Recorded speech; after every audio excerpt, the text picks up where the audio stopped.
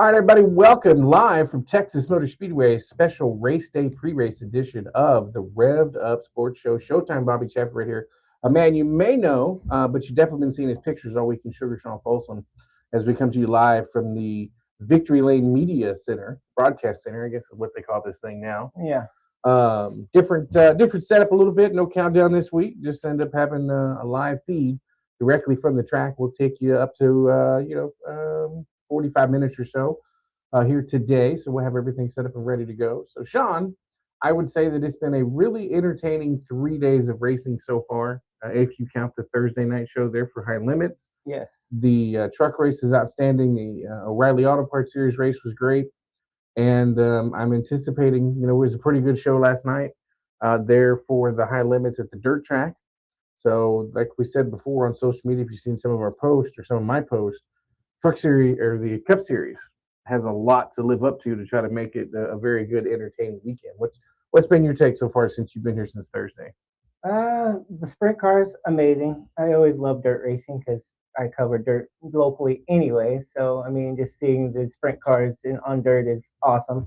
And then the Xfinity and truck races, those were great also. A lot of side-by-side racing, a lot of, like yesterday in the Xfinity race, 3 wide sometimes, and everything else. It was really action-packed so far. So, yeah, like you said, the Cup cars do have to live up to it for this weekend for sure. Yeah, don't forget we take your comments live on the stream as well as on via YouTube. Let us know how you're watching. Let us know where you are. Let us know if you're in the traffic in the way coming up. As we even got caught into it, some of the other stuff. But we'll give you a little recap of the race weekend action so far that's come up. Obviously, the big news: Kyle Larson won the high limit race there on Thursday night.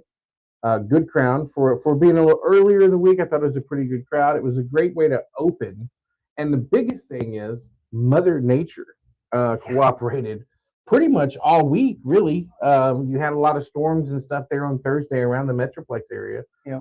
But for the most part, I mean, everything ended up cooperating. It was a little damp kind of on Thursday night. But so far, the sprinkles and the rain and everything just kind of stayed away. I thought it was really lucky there on Thursday night. Yeah, Thursday was kind of touch and go. We thought we were going to get some rain because the clouds and everything, but then later in the day, it just started looking beautiful out. So the track looked really good over at the dirt track. So it was probably a little wet on their side, but it was starting to come in actually come in towards the end of the race. So it was starting to rubber up a little bit the way they like it. So I think that ended up helping. Obviously, yeah, a little wet. You could see it on the telecast that it was a little wet. They did a special dual simulcast there on Flow Racing and on the NASCAR channel. mm-hmm. So that was a lot of fun watching those racing there. Friday, I think everybody will totally agree that Friday was a complete surprise. And by surprise, what we mean is that we actually were on the track all day as scheduled. Because every forecast that we saw, every forecast that you looked at from every major news outlet up here in the Metroplex all said 90% chance of rain all day. The forecasted, the futurecast radars up here, up in just south of, in Denton County, north of Fort Worth, nonstop rain coverage all day from 8 o'clock down to, basically 12 hours from 8 to 8. And you know what? Of that 90% of rain, we were the 10% that didn't get any rain. And so, yes, Friday was cloudy and overcast, and it showed on Saturday for the O'Reilly Auto Parts Series race. But the fact we raced on Friday was really, really good. They got to do qualifying for the trucks. They got to do qualifying for the O'Reilly Auto Parts Series. And then, of course, they ran the Speedy Cash 250, which I thought was a fantastic race. Yes. I thought it was a great race. Multiple leaders. Just enough crashes to make it entertaining and break it up. Some hard hits in front of the grass, though. The front of the grandstands, man.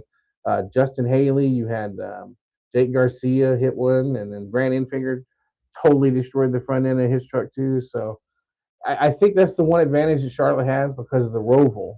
They put in the turf, if you will, so that helps them. I don't foresee them changing that at TMS.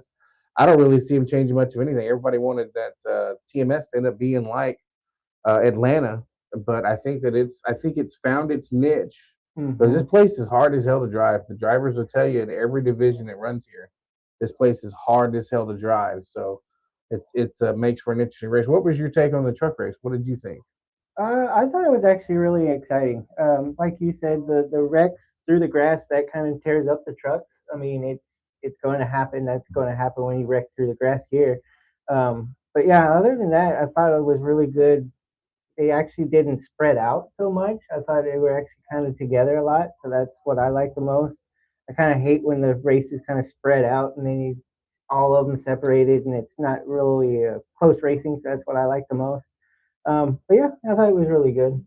A couple of notes for our Texas friends, friends of the show. You have Corey Roper had an incident there, brought out a caution, but ended up rebounding. I think he ended up being in the top 25 Yeah, he when it was actually all had said and trouble done. during practice. Also, scraped the wall also during practice. So yeah, they had to start in the rear because of that. So Yeah, started shotgun on the field, had an incident, but I think he rebounded for a top. Let's see, actually, we have the race results here in front of us. Where is he? 34th, 34th. So he rebounded one spot. um, one spot. So finished off the pace though. Looks like he had a Hmm. broken piece of suspension. So tough break for him. As far as local stuff, Clayton Green finished 26th there in truck number 2. And then our good friend of the show, you've got Caden Honeycutt. The talk of the town. It's not if he's going to win, it's when he's going to win. Exactly. And he was definitely disappointed there with the third place finish at being up front there towards the end. But Caden's got so much pressure on him just because of the fact that that truck won 12 races last year with Corey Heim. Hmm. And Corey Heim shows up and gets in any one of the Tricon trucks and literally waxes the field. Yeah. I think you got to look at that. But Caden has a good opportunity. We kind of all knew it coming last year when he got released from Nice and they said he was going to go with a different manufacturer. It's like, yeah, he's probably going to be singing a windshield jingle here pretty soon. Hmm. And we were all right on that aspect. So let's see who we got. Lily, 123 P8S says, hi. Let me see. Show that there. So she says hi there at the bottom. So hello, Lily. Thanks for checking in. And then, like I said, we see your comments live on everything, Facebook and of course the YouTube page. And so yeah, Caden's a good dude. I keep calling him a kid. I guess it's just because I'm so old. I mean, he's not a kid anymore. I think he's in his early 20s. So, Yeah. which I guess is still considered a kid in most people's eyes. I mean, Yeah. coaches say college kids, so they're about 24, 25 now. So. Yeah. Yeah. I mean, we're both a little older than him anyway, so it's yeah, he's a kid. He still says sir when he sees me. So Oh, like, yeah, yeah. yeah. You know. He definitely feels like a kid to you then. But if you didn't know the way that they came out, another YouTube video, somebody else says hello there on the bottom. So we got some people checking in on YouTube. Don't forget to like and subscribe to the YouTube channel. Yes. We'll end up working on having some exclusive YouTube content coming up here throughout the course of the rest of 2026 as the Red Dot Sports Show celebrates its 10-year anniversary coming up here, as we said right here, 10-year anniversary. Started in 2016 on to 2026 and then beyond. So we were able to celebrate with you guys. So as we said, live from Texas Motor Speedway, Showtime Bobby Chaffee right here. Sugar Sean Folsom to my left here. So if you look at it and come through, if you didn't know, Carson Hocevar, 23-year-old, got the win finally in Aspire Motorsports sweep of the top 2, finishing 1-2 with Kyle Busch in second in the 7 truck. But it's his 6th victory in 87 career NASCAR Craftsman Truck Series races. His first victory and 3rd top 10 in 2026. His only non-top 10 finish was the race at Rockingham when he ran an Aspire 77 and had some major issues there. Kyle Busch, as we said, finished second, 12th top 10 in 16 races at TMS. It's his 3rd top 10 there in 2026. Caden Honeycutt, 3rd, posted his first top 10 finish in 2 races at Texas Motor Speedway. Brendan Queen, Butterbean, 13th, was the highest finish in rookie. And Caden Honeycutt is the points leader by 14 points over Chandler Smith. So, all in all, disappointing night there for Caden Honeycutt, as he admitted to. He said he wanted to party with the guys, the shirtless guys down there in turn number 1. And he did not get the opportunity to do that. But he came through, and at least he got an opportunity to take back the points lead. Yeah. And in the grand scheme of things, I think being the championship leader, yes, you want to get the wins, but pack the points now with this new chase system they got. Mm-hmm. It's no longer the win and end, but he's foaming at the mouth, wants that victory. a lot of pressure on him from all that. Our buddy John Beasley checks in saying, howdy, guys. Well, howdy, John. Thanks for checking in there on the Facebook page. So we are just sitting there having a good time here on the Prerace show live from Texas Motor Speedway. Other notables throughout the field, Brendan Jones was fourth. Ben Rhodes rounded out the top 5. Lane Riggs, what a night.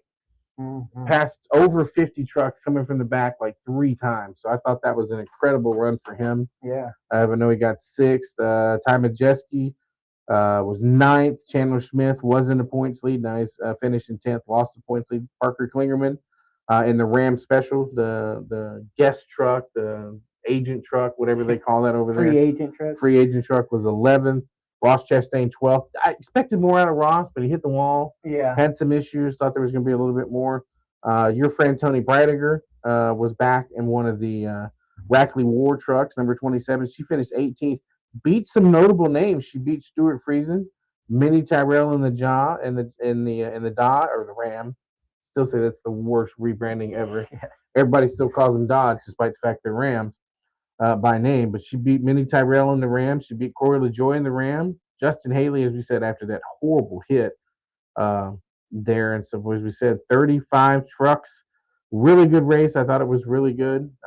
It was a little overtime, 172 laps, which ended up being 258 miles there for your NASCAR Craftsman Truck Series. So now we move along. Don't worry, and we'll get to the Cup stuff here in a little bit. We're just kind of recapping the stuff from the last couple of days. So a very questionable start, if you will, to the NASCAR O'Reilly Auto Parts Series race. Yes. Lap 1, turn 2, Calamity Corner was there multiple times throughout the race, but a questionable start ended up being a very good finish. Justin Allgaier and Kyle Larson ended up putting on a heck of a show there. And that's one thing, the one thing is that the optics look so much better for the O'Reilly series than it does for the Cup series. I don't know. I still think if you move the car number on the door back to where it goes under the door, I think a lot of people be not so hard on this Gen 7 car. Yeah. I mean, it looks fine on diecast when they move the numbers back. Mm-hmm. On the next gen diecast, it looks fine when they move the numbers back on those for some of the retro schemes. But I mean, it just became one of those things where it was just like, I just think that the optics look better. The ratings are fantastic. They're on the CW, and obviously they're going to get better when they announce that the CW stuff will be streaming on ESPN Unlimited this week. Nice. They did that stuff with the college football stuff, the Pac-12, and some ACC games that are lined up to be on the CW. They're now going to be streaming on the ESPN Unlimited plan, as well as the NASCAR O'Reilly Auto Parts Series race is now streaming on ESPN Unlimited package. So check that out. Lots of good stuff. For those that don't know, the ESPN Unlimited package is different than the standard ESPN Plus package.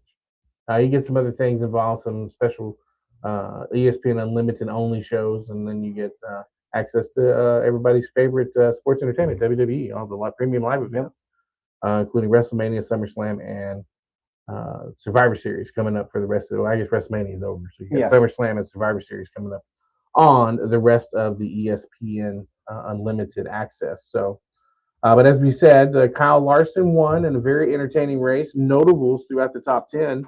Those that live up in and around the Metroplex are those with a Andy's Frozen Custard top 10 or top 5 finish for Sam Mayer. So they have dollar deals coming on that. Brent Cruz was your top finishing rookie. He was also the Dash for Cash winner, won $100,000 with a check given to him by our good friend Rodney Rodriguez. Yes. I thought that was cool. To me, the story of the Xfinity Series season has been the Viking Motorsports number 99 of Parker Retzloff. Mm-hmm. I mean, another top 5 run, showing what the little team that could. Him and Anthony Alfredo both ran well. Anthony ended up getting a 12th place finish in the 96 car ahead of Sammy Smith there in 13th. But other notables within the top 10, Sheldon Creed was 6th, Austin Hill 7th, Brandon Jones 8th, Jesse Love 9th, and a good solid run for Jeremy Clements there in the 51, finishing in the top 10. It looks like that alliance with Haas Factory team is starting to pay off. Yep. You got some good shots throughout the race. Obviously, you posted some of this stuff on our page. Commerce Village was a factor, won stage number 2. Ended up having a flat tire after some contact. They're racing really hard. Ended up finishing 21st there on the day. Austin Dillon, special one-off run from the Boot Barn Chevrolet. Just never had it all day. 23rd. I guess that was more the R&D car coming through. Texas connection with JC Umshine, crew chief for Jeb Burton on the state water heaters, involved in the action there on lap number 1 and turn 2. Had a 26th place finish there from when he started in row 25. David Starr, friend of the show, 29th. Taylor Gray, rough race, finishing 33rd. Roger Caruth, 34th after a crash. Austin Green, big hit. Brad Perez in the 42, huge hit. And as we said, basically from the penthouse to the outhouse, Corey Day in the HendrickCars.com Chevrolet, winner at Talladega last week, and second from first from last, 37th out of 38 cars. Yeah, 38 cars there with the number 17 machine. So tough break there. I think it's going to be a lot of interesting work this week. Obviously, it was funny. He had a hell of a run there with the high limits, Interstate Batteries high limit racing there on Saturday. Saturday night there at the dirt track. I thought even though they said that reserve seats were sold out, there were still plenty of empty reserve seats over there. So I was sitting there with your brother and one of your photographer friends there in turn number 4. Yep. And we had a good time. It was a good race. Slightly different format though with the high limit stuff. There's no support series like you get when you go to World Outlaw Race. No. Which I think is good and bad. It's up for discussion for another show, but I like it when the World Outlaws showcase the local heroes at the racetrack. Yeah. But it gives them a chance on a big it's a chance. We see it when they race the Cotton Bowl Speedway in the past. The local heroes had a chance to shine, and I think that's what showcasing those are supposed to be. Yeah. Yeah, like I said, it just gives the little guys, on the big stage, a way to show their name off, So, as we said though, but a really good, interesting race. Aaron Reitzel, Texas native, won from Clute, Texas. He almost gave it away to Corey Day there for the last couple of laps, but everybody, you just by crowd reaction, you can tell who the most popular drivers are. Obviously, Kyle Larson leaps and bounds ahead of everybody else. Rico there in second. Yeah. Corey Day had a surprising number of fans cheering for him. There with the driver introductions and stuff like that. So, the story of the night though was not Aaron Reitzel. The story of the night for the high limits, Carson Hocevar. Yes. Guest pit announcer, actually. That was quite interesting. He, goes from being a cup driver and winning truck driver over the weekend to pit reporter, basically, for the high limits. So that was quite interesting to see. I think he did pretty well, though. It's a harder job. It's a harder job than people think it is. Yeah, he said he was very nervous, but I think all in all, I think he actually took the stride and did really well, being his first time ever doing something like that.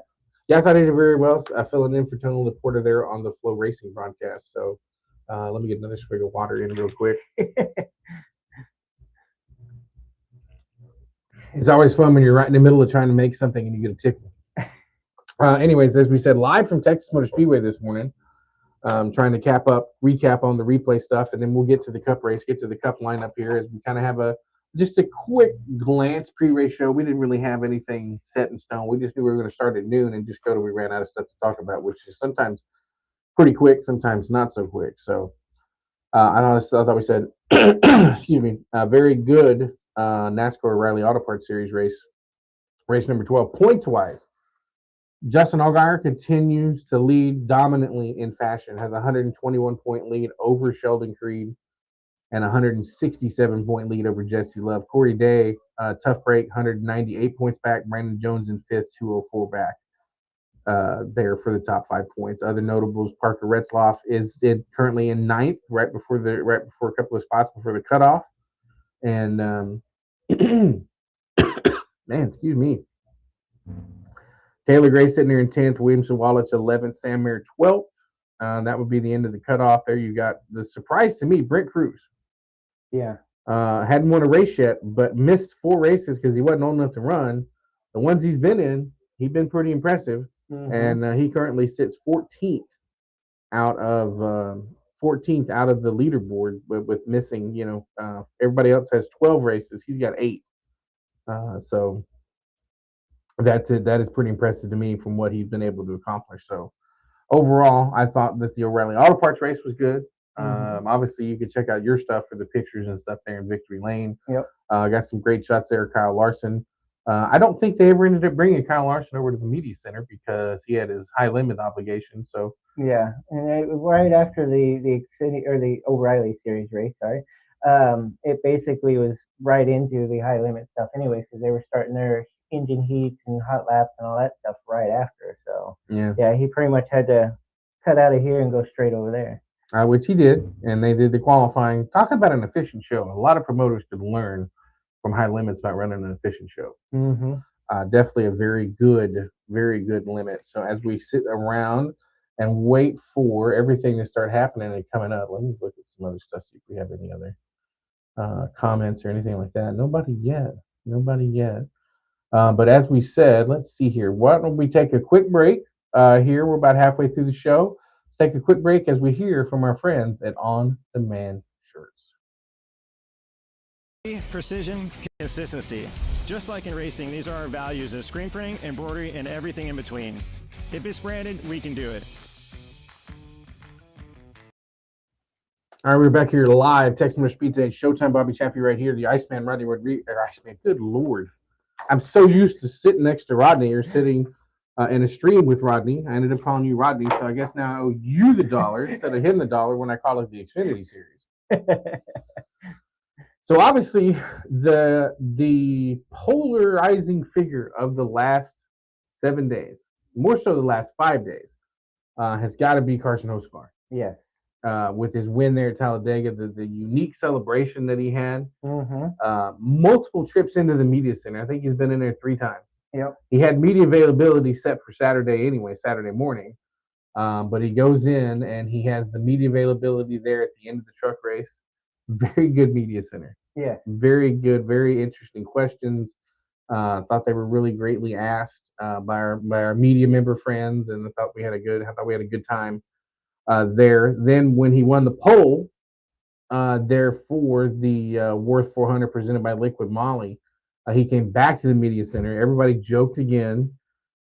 He said, I should start asking you guys questions instead of y'all asking me questions, because everybody kind of asked him the same. You kind of run out of questions there after a while. Yeah. It kind of gets, you run out of things to say, basically. He even said that, y'all are starting to run out of questions. I'll just start asking y'all questions instead. So I thought that was kind of funny. No, that's kind of fun. He's a media darling.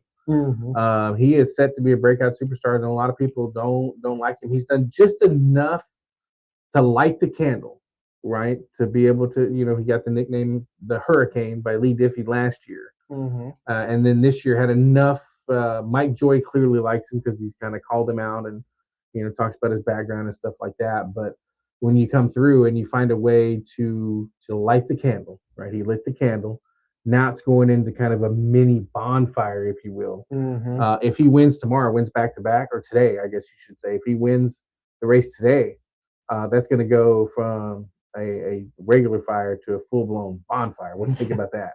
I think it's awesome. I mean, just seeing that his fan base is grown so much in just over almost a week.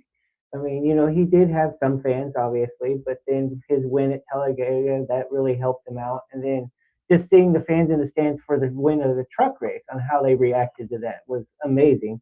Hearing them yell his name and everything else, and then seeing that victory that he did with the truck that night, getting out and still doing the burnout and everything, that was awesome also. So yeah, I think he is. He's definitely getting up there in the fan base area. I think he really is. I think because you see a lot more Chili's merch sitting in the grandstand. Saw a lot of Chili's merch last night there at High Limits, and then you see a lot of Chili's merch just sitting there as you walk around the facility. Lots of Carson Hocevar stuff. So I think he's there. I think he's the next breakout guy. I think it's him and Ty Gibbs, both first-time winners on the 2026 series. Here for the Cup Series, so it's I think that it's just a matter of time before it's just a matter of time before he becomes like a bona fide star. And we've heard from Spire all week.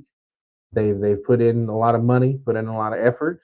Spire started out as a driver representation team.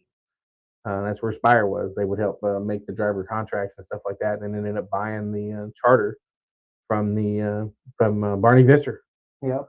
From back in the day, right after they won the championship, and ended up folded. So it's great to see. Not really it's not really a Cinderella story. I wouldn't call it a Cinderella story, but it's definitely not an overnight success either. Yeah. There for the success that Spire has, and obviously they bought Kyle Busch Motorsports trucks a couple of years ago, and Kyle sold KBM, so that's where the truck connection comes in. They had 2 sprint cars last night there at High Limit. Yep. Gio Scelzi runs the Chili 77, and I can't remember who was in the 87 freeway machine, but I don't remember either. So they run 2 sprint cars out there. Go back to High Limit. You and I talked about it last night, and the thing that surprised me the most about High Limit is I just get the random squirrel. Hey, a squirrel thought. Yeah. As it comes through, is I was surprised at the fact that, now granted, we waited around in the stands a little bit. We were waiting for you to come from the infield, but I'm really surprised that the merchandise haulers did not stay open longer than they did. Yeah. Yeah, pretty much after the show was done, everything was closed and packing up to leave, basically. So. Yeah, I mean, even your cup merch stays open a little bit longer, kind of lets the crowd disperse. Yes, they're putting stuff up as they know the race is over, but yeah, I'm surprised at the merch. But a hell of a midway there at the Texas Motor Speedway dirt track. All kind of merchandise. There's a dozen trailers probably with different driver merch, including the High Limit trailer itself. Anyways, as we transition back to the Cup Series, I don't think people give TMS enough credit. Yeah. With the pole speed, 191.34 miles per hour average speed. That's booking it around this place. That's the closest you get to 200. Yeah. Especially with this Gen 7 car. Second pole in 92 career Cup starts, his first pole and 6th top 10 start of 2026. This is his second pole in 4 races at Texas Motor Speedway. And I think the other part that kind of goes unnoticed, Daniel Suarez. Front row lockout for Spire. Can Amigo get it done today, or you think it's all going to be by Carson Hocevar? I don't know. I think Spire is going to show that both cars are pretty dominant, really. I think they're both going to show that they have the speed to be up front. I mean, they've shown that already this year, but I think that they are going to at least try to stay up front for the race. Yeah, I think it's going to be very interesting. The Pride of Prosper, Texas, Chris Buescher starts 3rd. And it's his 3rd top 10 start at Texas Motor Speedway and his 7th in 11 races this season for top 10s. Connor Zilic, great run for the rookie there for Trackhouse. 13th qualifying made him the fastest rookie driver. As we look at other notables from your qualifying order, as we said, Hocevar, Suarez, Buescher, Denny Hamlin, who has a pep in his step this week. Yes. Multiple reasons, but I think he's been fired up all week with that Spire Chris Gabehart kind of spat in court there. Chase Briscoe 6th, the surprise, another surprise of the weekend. Kyle Busch. I don't expect to see much from him in the race, but he had a pretty good qualifying effort with a new crew chief there in 6th. So obviously that's been another talk of the town all week is the separation there of his former crew chief, Jim Pullman, who was the reigning champion with Justin Allgaier there in the O'Reilly Auto Parts Series. So, not reigning, 2 years ago. They won the championship there last year because Jesse Love won it last year. Bowman, good qualifying run there in 9th. Ty Gibbs 10th. Kyle Larson 11th, as we said. Connor Zilic 12th. I'm concerned with the Penske cars. Austin Cindric, highest qualified driver there with Penske in 13th. Next to Chase Elliott, William Byron, and Ross Chastain. So I think you've got. I think that they've got issues because Joey Logano 23rd, Josh Berry 24th, and the Wood Brothers / Penske prepared number 21, and then Ryan Blaney 31st. Yeah. That's crazy for Penske. Their mile-and-a-half program is leaps beyond everybody else. I just think that they've got a lot to do. Corey Heim went out first and was up on the top of the board there in the Robin Hood Toyota, pretty good. He's right now side by side with his teammate in Riley Herbst, starting 17th and 18th. I was surprised by Michael McDowell in 19th because you got the 2 Spire cars on the front row, and then you've got Michael McDowell going 19th. So to me, it was a little strange, just because of the fact that in the media center they said that their stuff was very similar. Mm-hmm. Said a lot of their stuff was similar. Obviously, Michael McDowell, I believe, I don't know who mentioned it to him in the media scrum there yesterday after qualifying. He has mixed emotions about coming here, not from the crash that he had, but because how many times he's seen that wreck where he flipped. Oh yeah. There in qualifying in the Aaron's Dream Machine number 00. You know what's funny about that is that I was here. I was doing a show for that. I was doing a show that day, and doing a show that day from in the media center where we are now. I think I was across the hall, and we flipped back and had no idea because we didn't have the TV on. We had no idea that he flipped in qualifying. Oh wow. So I've had some interesting stuff. One year, qualifying got canceled by a tornado. Oh nice. Yeah, it was right, and there was a tornado right down 114 from the track. Oh wow. Yeah, and so we figured that if qualifying would get canceled by a tornado warning, but yeah, that was the first for me. I've been caught in a hailstorm here in the parking lot at TMS before when I was announcing for the Lone Star Legends. When I was helping out Rusty Marcus when he was the director of the Lone Star Legends up here. A couple of more notes of people watching. Got two of our show friends, good friend of yours, Miss Marianne Nauman. Well, hello. Yeah, she says hello, guys. Well, hello, Marianne. Thanks for watching. And then we got our good buddy, Magic Mike Knotts, calling in, or signaling with smoke signals, watching from the TMS parking lot. So thanks, Mike, for tuning in as we get you ready for the rest of the lineup here. I don't think there's ever a TMS race that Mike does not miss. You know, it's funny. He said in one of his profiles that I saw on social media, I don't know exactly which one it was, he said he lives in Germany but races in Texas. Yes. Yeah, that's a far distance race, but when it's in your blood, you might as well travel to do it. Over 50 years doing it. He started in 1974. Wow. And I'm pretty sure he still has that car that he started with. Why did I need to go to his graveyard there in Church, just outside of San Antonio? So we need to definitely check that out and see some other stuff off the list. Other notables, that's right. They're in qualifying, as we said, Keselowski 25th, Allmendinger 26th, not a surprise. SVG, my guy, they're in 30th, struggling with his 1.5-mile program. And then you've got Austin Dillon and Bubba Wallace starting shotgun 37th, 38th, because one of them crashed in his Chumba Casino Alligator Toyota there for Bubba Wallace, and then Austin Dillon blew a motor. Ooh. There right before in practice, right before qualifying there in the Bass Pro Shops Winchester Chevrolet for RCR. So I think they had something there because Kyle Busch qualified 6th. Mm-hmm. I think they had found something. I think they had something, but RCR comes in spurts. Like at Richmond, they're lights out. But he's a former winner here. Yeah. In Austin Dillon, so I don't think he's going to win from the back, but definitely lots of stuff to have through. So I don't know, dude. I think it's going to be an interesting race today. Yeah. Obviously, and here's the deal.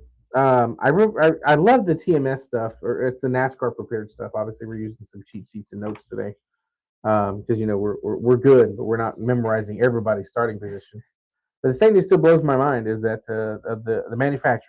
And they're talking about bringing in a 4th manufacturer, but you got 17 Chevys, 11 Fords, and 10 Toyotas. So I always thought that was very interesting, very good. So as we come through, going to wrap up part of the show, as we said, live from Texas Motor Speedway. We thanks our friends at On Demand Shirts for helping us out this weekend and being an anchor partner for the show. And so as we come through, now comes the magic time there, buddy. We've been here for 4 days. Well, You've been here for 4 days. Yeah. I've been here for 3.5. Tell me, who are we going to look at? Who are you going to try to be photographing this afternoon there in Speedy Cash Victory Lane on the other side of this media center?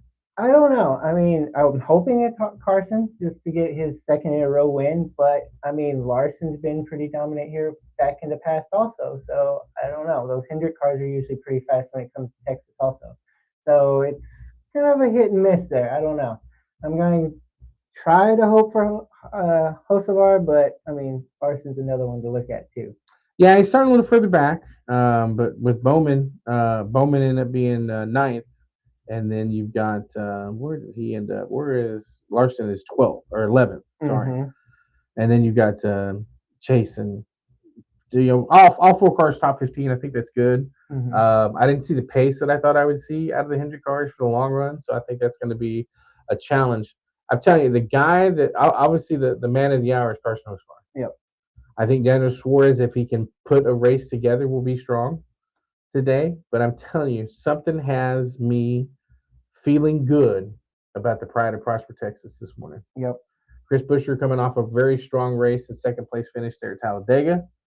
And now he's starting third at his home racetrack. I mean, Prosper's not very far from here. You can't throw a beer can and get there like you can in some of the other towns right about here. But Prosper, this was his hometown. This is where he started running legend cars. This is where he built his roots. His wife's from Texas, down there by us, outside of Liberty Hill. So he's definitely got the Texas connection. It would not surprise me to see the Pride of Prosper, Texas in your photographs this afternoon. So I think it's going to be an opportunity to be pretty cool. Yeah, I'm excited. I'm definitely excited to get out there and get some of these great action shots and cover this race. So it's going to be great, I think. Yeah, it's going to be a lot of fun. As we said, just kind of a quick pre-race show that we've had, just to get you guys and gals up to speed on everything going on. As of right now, no breaking news other than the Formula One race has started there in Miami, but that's a whole nother fiasco there with the rainstorms coming down there. But I think it's going to be fun. Obviously, it's so fun here. It's we tell people all the time we love COTA because COTA's in our backyard, and it's the same team that running COTA. Obviously, our media friends Scott and Mike and Kyle and everybody over there, Stephanie. They're all great to us when we come to either facility, whether we go stay at COTA or we stay here at Texas Motor Speedway. But I tell everybody, I said, it's two completely different beasts. It really is. It's two completely different beasts in terms when it comes to the racing action. Obviously, you got a 1.5 mile oval versus a 2.5 mile road course, and they race differently, and they just end up having a much better. I just there's something cool about when I pulled in the tunnel. This is the first time I've been to TMS in a couple of years. With work obligations, some other stuff keep me from coming to both races. Obviously, you could go to COTA, but then coming up here. And I got to tell you, it was something nice about coming home. There's something familiar about this joint. Obviously, celebrating the 30th anniversary here at Texas Motor Speedway. Yeah. First race was in 1997. So it's kind of weird when you do football seasons and you do racing seasons. You don't go, the 10 years, right? And it ends up being 30 years in 2026 instead of 2027. Yeah. But that also makes me feel old because I graduated high school about 12 weeks after the very first race here that Jeff Burton won in the Interstate Batteries 500. So, yeah, that doesn't bode well for the gray hairs and the beard. So, I'm ready. I'm ready for that. We're already planning the 30th anniversary. We know where we're going to have it. Oh, nice. Riley's Tavern, just outside of New Braunfels, Texas. One of our guys in our graduating class, Joel Hoffman, that is the proprietor of Texas's oldest bar. Mr. Riley, back in the day when Prohibition was over, he spent the night in his car at the Capitol and was the first one he got certificate number 1. Oh, wow. When they reopened Prohibition. So yeah, if you're ever in and around Central Texas, want to go to a good old fashioned honky tonk, Riley's Tavern is the place to go. It's not a dive bar, it's a honky tonk bar. Beer's ice cold, the music is good. That's what you gotta love. So but speaking of music, who's Chris Jansen playing the pre-race show today up here? So if you're in the parking lot, come on down. Sean will be in and around. You might see us if you're in the infield. Come say hi, text us, message us, something like that. We'll get a chance to come see you. Obviously, Rodney pulling daytime duty there outside the grandstands in the fan zone there in the green tent. But we try not to name drop that over there, but you'll figure it out pretty quick. Look for the number 57 race car, and it's green 57, and we're not talking about John Kelly. So, but anyway, so obviously we thank you guys for coming in and watching. Thank you for hopping on. I know you've got other stuff to do other than the lunch we're about to go consume from Babe's Chicken. Yes. As we said, we love coming to TMS. We love COTA. We love coming to TMS. SMI is great to us. The media team is outstanding, and they just let us, they give us everything we need. And I think that's a really good thing, and I'm appreciative of it. I know you are too. From the photography side, we are great for the media side, and so we thank the TMS staff here, the SMI TMS staff. Thanks, Kyle. Thanks, Scott. Thanks, everybody. for helping us out this weekend. And then obviously thank you guys for watching. And stay tuned. We will have a show this week, a regular show, I believe tentatively set for Wednesday. We'll be having Monty Chamberlain and Tony Blankenship on the show to talk about the big races coming up down at Texana Raceway Park with the Southern United Sprint Cars and the Fireball class. So lots of fun stuff. Most every other racetrack other than 105 is off. So if you've ever had a chance and want to come to Texana Raceway Park, this is your weekend to do it, because 37 is not running, Cotton Bowl's not running, Race Ranch isn't running, and H&P is not running. So that's why they decided to hook up and do the Fireball race. As of right now, Fireball's 1,000 to win. I believe it's 75 to start. I know they were working on trying to get it 100 to start. Still looking for sponsors, but we'll get more information on that when we get Monty Chamberlain and Tony Blankenship on the show later this week. So for my good buddy Sugar Sean Folsom, thank you, sir. Thank you. And all the guests that are watching, everybody else. Showtime Bobby Chaffee. We're out. God bless, Godspeed. We'll see you on the next one.